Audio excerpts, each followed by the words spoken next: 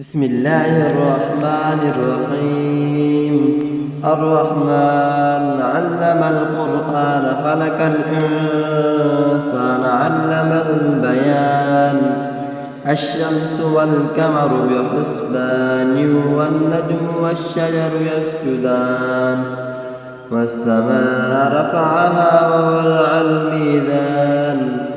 ألا تطغوا في الميزان وأقيموا الوزن بالقسط ولا تخسروا الميزان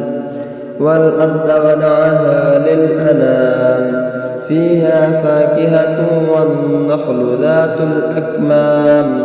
والحب ذو العصف والريحان فبأي آلاء ربكما تكذبان خلق الإنسان من صلصال كالفخار وخلق الجان من مارج من نار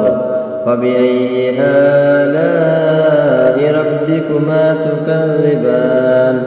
رب المشرقين ورب المغربين فبأي آلاء ربكما تكذبان مرج البحرين يلتقيان بينهما برزخ لا يبغيان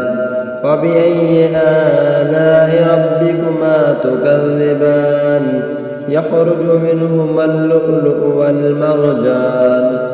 فبأي آلاء ربكما تكذبان كل من عليها فان ويبكى وجه ربك ذو الجلال والإكرام فبأي آلاء ربكما تكذبان يسأله من في السماوات والأرض كل يوم هو في شأن